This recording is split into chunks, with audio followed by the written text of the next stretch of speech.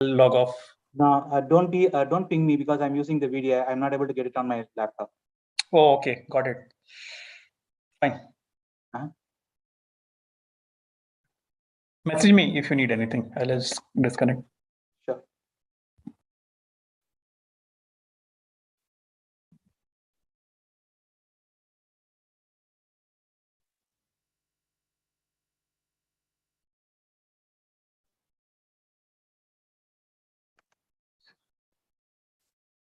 Also, sir, the stream is ready. It's live, so you can start whenever you want. Okay, thank you. Good evening, everybody. Thank you for joining us today.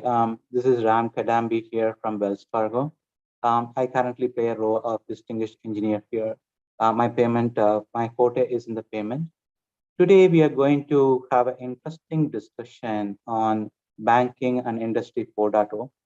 The concept is going to be about blockchain, but we will not directly touch blockchain. We'll try to understand how the trusted transaction is very, very important, and how both industry and banking industry in specific, how did it evolve?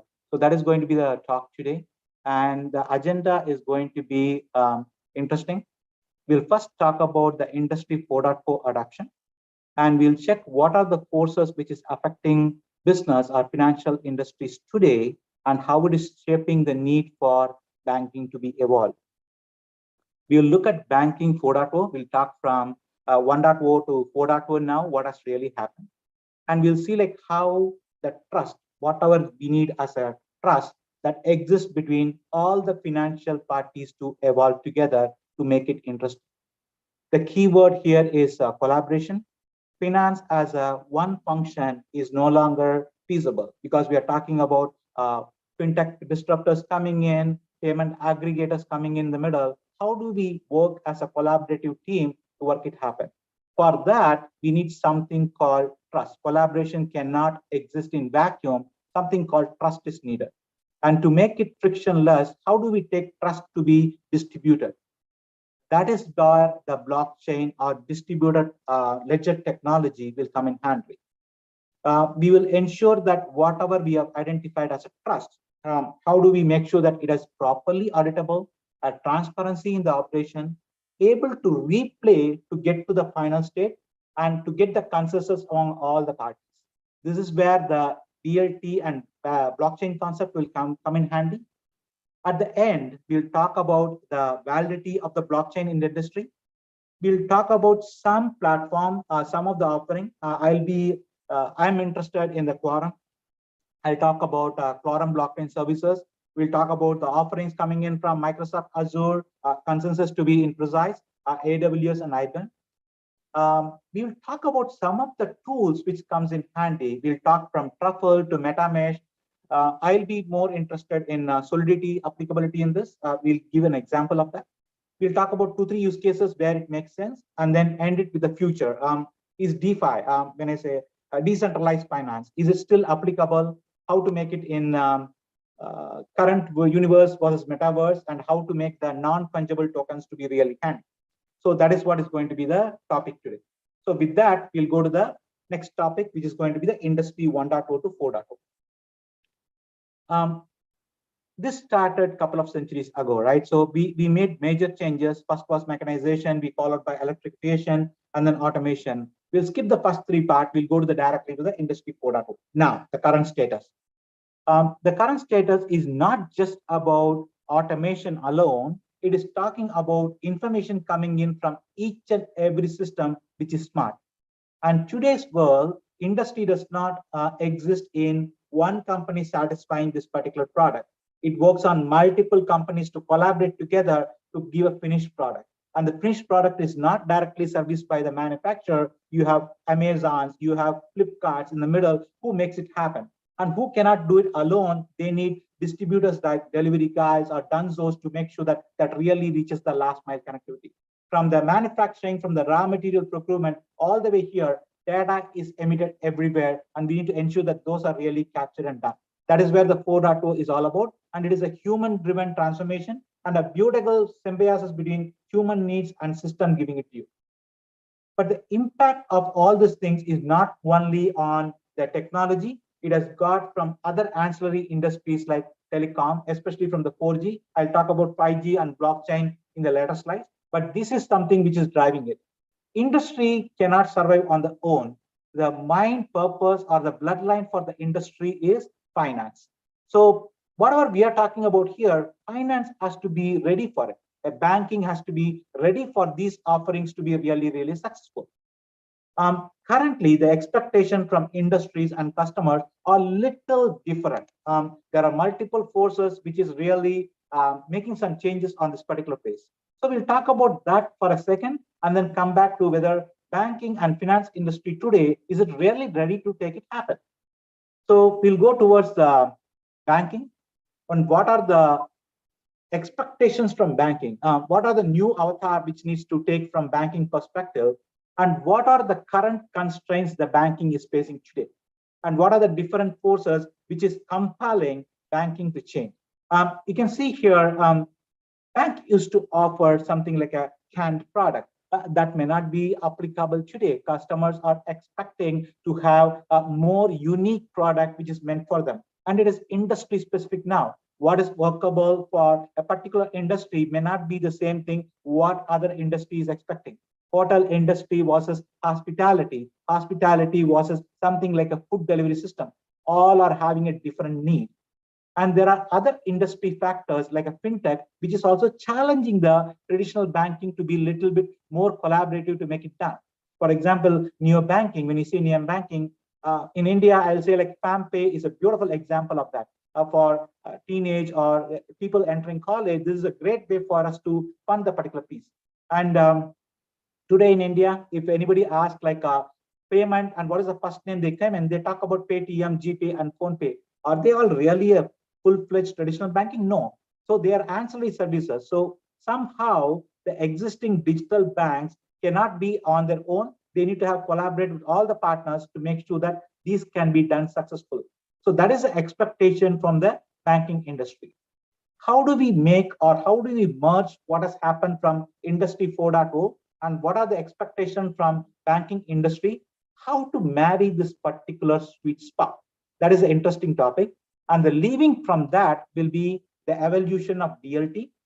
We will not talk about DLC in isolation. We'll talk about it from multiple industry and implementation of that, and we'll take it forward. So currently, I just want to highlight for just a couple of seconds on how the evaluation happened. But this particular evolution is little different than Industry 4.0, how it changed. The last two part is very, very fast, thanks to technology advancement and the adaptation of internet. And especially 4.0 is going to be more interesting because it is going to embrace the Industry 4.0 and make it very, very specific needs for the customers. We are going to depend on machine language based on the patterns which has been created by the payment industries or any particular retail industry, apply to the customer needs. For that to happen, I need to have multiple partners to support me. When the multiple partners are coming in, how to make sure that they can be trusted, that is going to be the next important piece of it. So right now, just as a recap, what we talked about now is we know that what is the industry is really needing, where the banking industry needs to step up, and how banking industry is relying on technology to make it happen. And what is clear is the collaborative way for doing something and how to create a personalized content for the customer and make it very, very specific for them.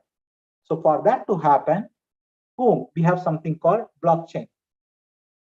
The next 2 slides or 3 slides is where we'll be spending more time. It'll be fun to understand the history. You'll talk about some of the best practices to make sure that this can be done in a better way. We'll talk about different platforms and then tools for creating smart contracts. I will be touching a little bit on the Solidity to see how it will work. But right now, we'll talk about the evolution of blockchain and the applicability. In each and every slide, the next 3 slides, you'll be seeing a reference of applicability in current world. If you as a developer want to look at it and solve from finance industry, logistics industry, or even a service, how do we make sure that blockchain can be used? That will be the interesting topic which we'll be talking about. So if we take the evolution of blockchain, it was not meant for the current purpose at all. It was purely done as an implementation for something called a digital currency. So it was more about, is there a way for me to use it for cryptocurrency was one first implementation, which was very successful. But if you really look at how this has come out, it came from Satoshi Nakamoto. We know all the histories, but if time permits, I would suggest, like, please look at the paper called a peer-to-peer electronic cash system. It gives you the fundamentals of why there is a need for blockchain. But the author never used the word blockchain in that sentence at all. He talked about blocks. We will refer to the blocks very shortly. But the author did not talk about blockchain in general, but he was talking about, like, is there a way for us to have a decentralized way to get it done? Let's go a couple of years back too. Ledger is not something new to us. It is very, very old. It was like a couple of centuries old, according to me. You have the debit the receiver, credit the giver, debit what comes in, credit what goes out, and every journal entry is always made. When the journal entries is made, we make it as a physical book. If you look at the old times, what we used to do, it is a physical book and it's chronologically written. We never make modification or updates to the ledger. We always make adjustments. So theoretically, what we do is called compensation transaction. So if I have a credit over there which went to a wrong account or it was misinterpreted, we make a debit entry on. If there is something which needs to be resolved later, we always use suspense account. So ledger is something which is always exists.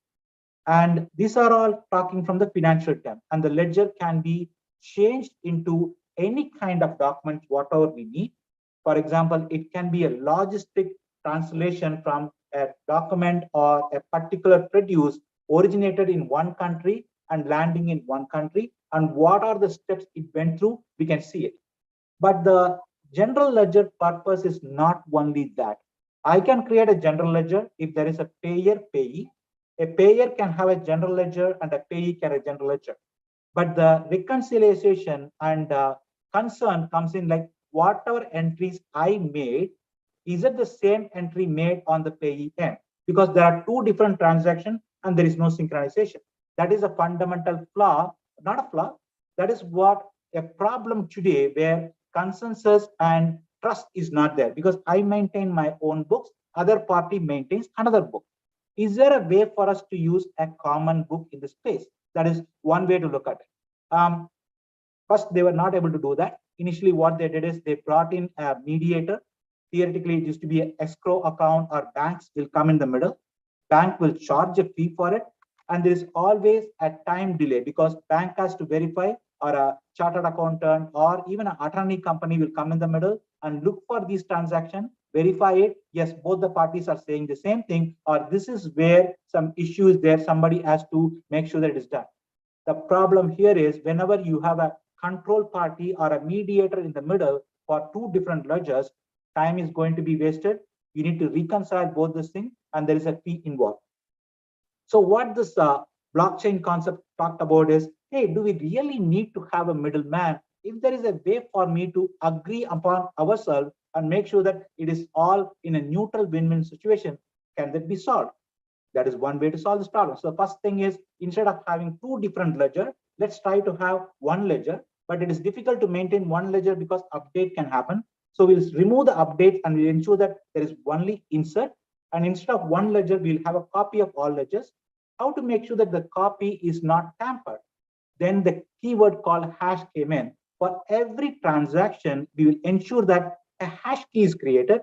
The hash key, let's not mix and match between hashing and encrypt and decrypt. The idea here is not to go back to the original value. The purpose of hashing is to ensure that a unique key is always being derived for this. So whenever a transaction comes in, we'll put some different algorithm to create a key, and that key will be held in the particular transaction. So every person will have the same key, and if there is a change there, the key will not match. So that way, they will all the parties were satisfied, saying that we cannot tamper this particular document. We'll all have a copy, and we'll ensure that each copy of the particular transaction is not tampered. But still, we never talked about what is really a block here, right? We talked about distributed ledger. We talked about immutable records. Nobody can change it. Nobody can tamper with it. But how do we ensure that this power can be taken to the next level? That is where the smart contract came in. Contracts are nothing but our simple program which reside on top of the transaction, a small key which tells you like what is the value for the particular hash, and something for the whole transaction to come in and say like, can we execute something when this becomes verified? Any event which happens on that, can that be executed? Can a function be fired? The smart contracts or the firing of a program is the most very interesting concept, because it opened the door for not just finance industry, for everything. The remaining two portions is one breakthrough, but the most important breakthrough is to creation of the smart contracts, which allowed people to execute things on the fly whenever event has been done, and that cannot be changed too. But as of now, I only talked about a particular transaction. Where does the word block and where does the word chain come in? Block is nothing but, think of it like if I'm writing a bunch of transactions in one page, that page can be considered as a block. So theoretically, in this particular context of our blockchain, multiple transactions. So each transaction can have one hash key. All the transactions put together in one block will have a hash key too. So now you have a little bit more means for you to ensure a tamper has been happened. It will be more evident. Why the chain is coming in handy is each block will not be in vacuum. A block can be a chronological order. Whenever there is a chronological order or a sequencing order, I will not only store the particular block's hash key, all the transaction hash key, I will also take a key of where I came from before. Think of it like a linked list. So that is a one cool thing which about the blockchain. So now we understood the reason for blockchain. And we say like these are all the characteristics of distribution ledger technology, the immutable records and smart contracts, and how it came in handy. So let's go to the next step. The data is stored in blocks, and how do I know that I am not making that only one person can make the call? There are ways for us to create something called as a consensus algorithm. That way, the trust, whatever can be derived, will be ensured that it cannot be breached. So if there are like 8 parties having the same key out of the 10 parties, the remaining 2 parties will agree to that, and they will ensure that that copy what they have will be overwritten with the consent key. There are multiple ways to look at consent. There is something called agreed upon method to allow transaction. It can be committed to the ledger. That we'll talk about it from Hyperledger and Hyperledger SOR2, where there are 2 different ways to solve this problem. We'll talk about it soon. One more piece which is very good for you to know about is if you come from functional programming background, whatever we talked about initially like a hash key or the smart contracts, whatever is a parameter set, how many times you run this particular piece, you're going to get the same result. The beauty of that is it is a characteristic of deterministic model. So any observable side effects will not have any impact at all. So same is the concept what we use for hashing. So the idea here is to not to recreate the input. Idea here is to make sure that however times I run it, we get the same value. That comes as a powerful technique for blockchain to be more trusted, and security portion of having the hash key will make sure that it is rendered properly. Can we have a blockchain in different means? I spoke about consensus algorithm, but for public model, let's say like we are all familiar with Ethereum, which created the Bitcoins and tons of digital currencies now. Is it the only one which is applicable? Enterprises, banking industries, big logistics firm, attorneys who are working in mortgage industries, they use a little bit of a permission model and a little bit of a consensus, which is a little different than what we currently talk about. Those are very powerful. So if you really look at it, that add more value in making sure that when an enterprise looks at it, you will have situation as in it is having a permission. People has to be allowed to this particular network to make the call. So the proof of concept will be little different. The proof of work will not be taken into consideration. The proof of stake, how it is going to be managed, will be different. I will give 2 examples here, which is interesting in enterprises. One is Hyperledger. Hyperledger Fabric has been used by a lot of companies from enterprise trade, and you have something like Sawtooth, where the combination of permission and permissionless will come in handy. I spoke about consensus algorithm before. We'll take one more deep dive at that. There are if you really look at it, there are two different models which will come in very, very handy in this space. One model for permission is based on QLDB, which is the offering coming from AWS. If you're using the quorum model, and if you feel like you want to try it with AWS, you have something called QLDB. QLDB will allow you to have ledger-based database that will allow to be more precise and concise answer. But this is meant only for permission. If you go with the permissionless model, you will have a simple Byzantine fault algorithm, which will make it very simple for the proof of elapsed time to get it done. But the transaction flow differs. One is based on the transaction order commit, unique order commit, which is done by the Hyperledger for the permission.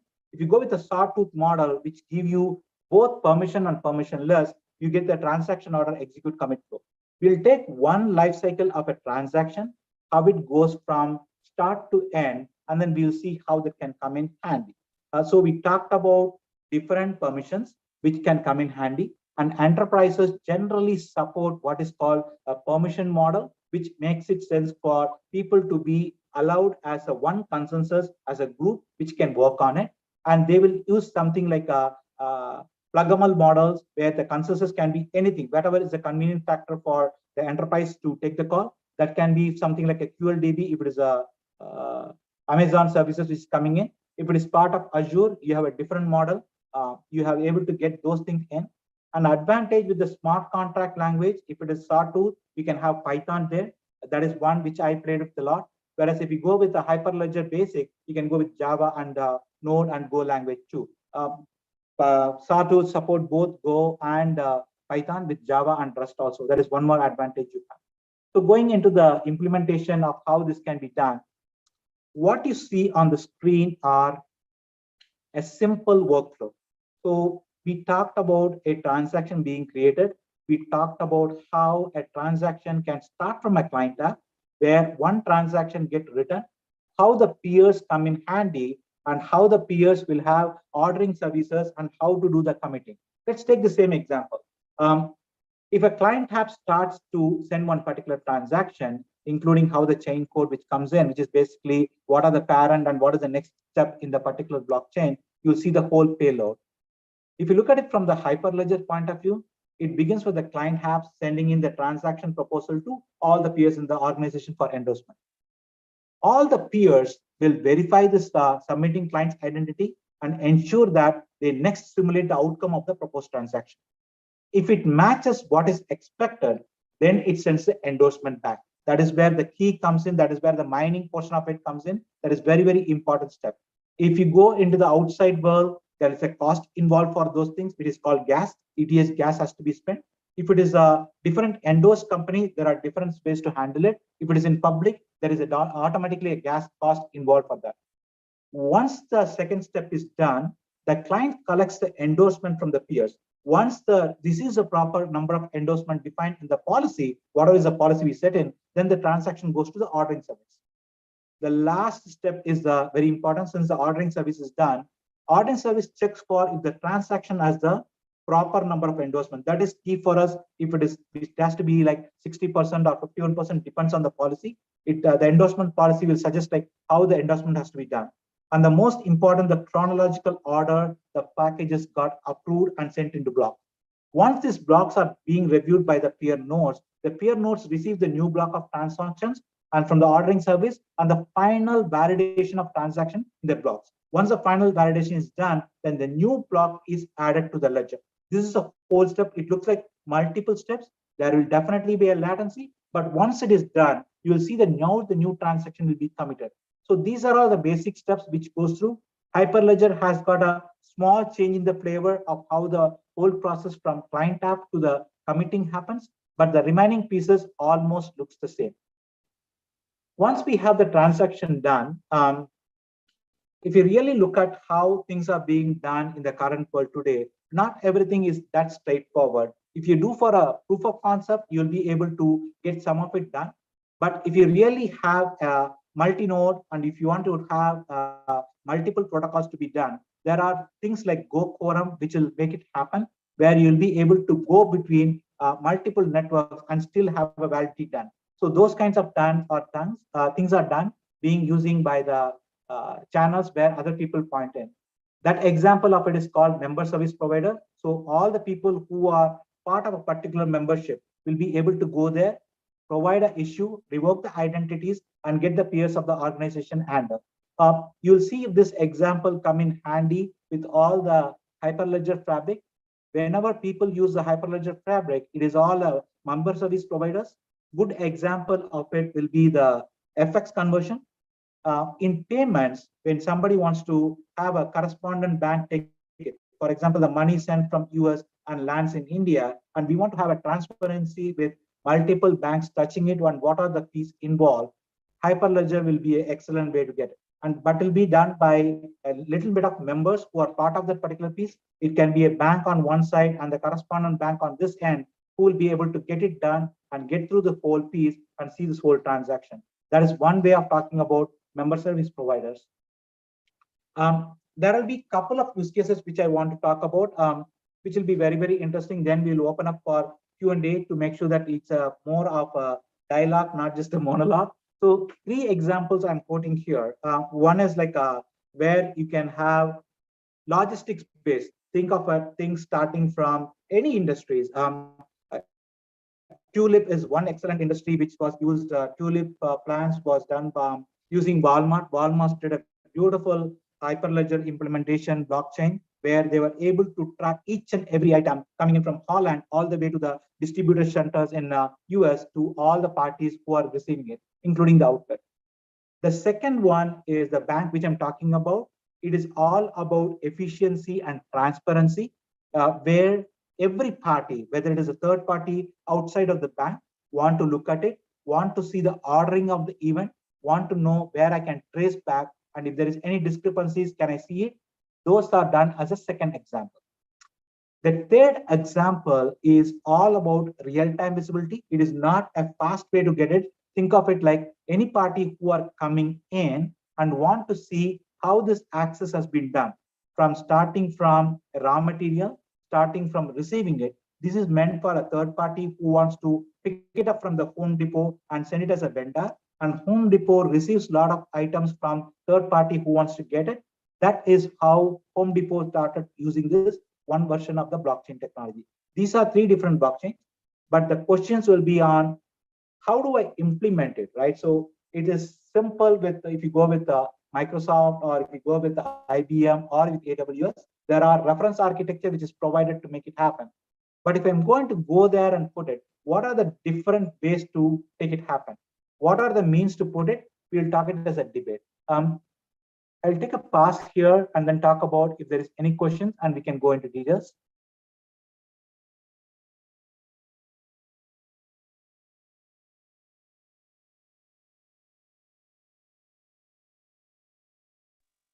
Do we have any questions on the chat or here, which we not to talk about? Guys, if you have any questions, please do put it up on the chat, so I will answer them. So we'll wait for another minute. If there are no questions, we can close the session. Definitely.